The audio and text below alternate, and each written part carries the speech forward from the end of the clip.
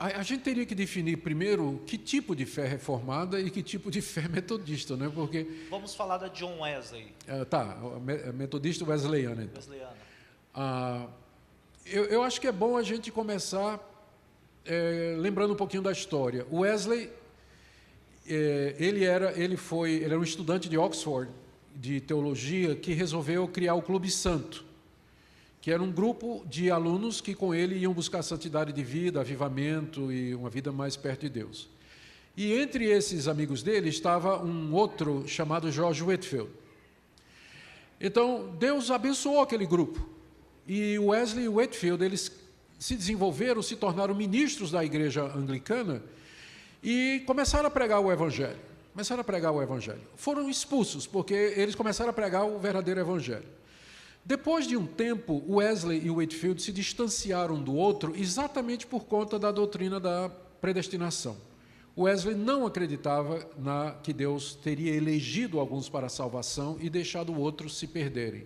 Enquanto que Whitefield afirmava a eleição de Deus. Eram grandes amigos. Eles foram responsáveis pela conversão, humanamente falando. Foram os instrumentos na conversão de muita gente na Inglaterra. O grande avivamento que houve na Inglaterra veio através do George Whitefield e de John Wesley, e eles morreram extremamente, e no fim da vida eles se respeitavam a ponto de que Whitefield foi quem pregou no funeral de John Wesley. Mas ou foi o contrário, né? Não, foi isso mesmo. O Whitefield pregou no funeral de Wesley. Mas eles se separaram. E essa diferença, ela marcou os seguidores. Whitefield era da linha reformada, calvinista, e Wesley fundou o metodismo, que era... Ele fundou mesmo, né? Durante a própria vida dele, ele organizou o metodismo, que tem esse nome por causa da metodologia rigorosa que ele usava dentro das células, dos grupos e da igreja, enfim. E aí, então, essas diferenças persistiram. Então, basicamente, a diferença entre a doutrina reformada e a doutrina calvinista é exatamente essa questão da predestinação.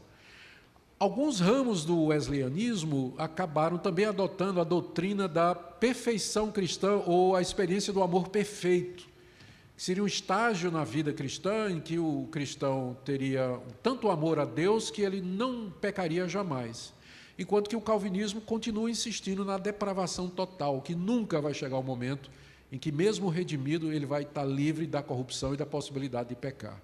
Então, a doutrina do perfeccionismo, em algumas vertentes metodistas, a doutrina do livre-arbítrio e a da eleição é o que separa, basicamente, o pensamento reformado do pensamento metodista wesleyano.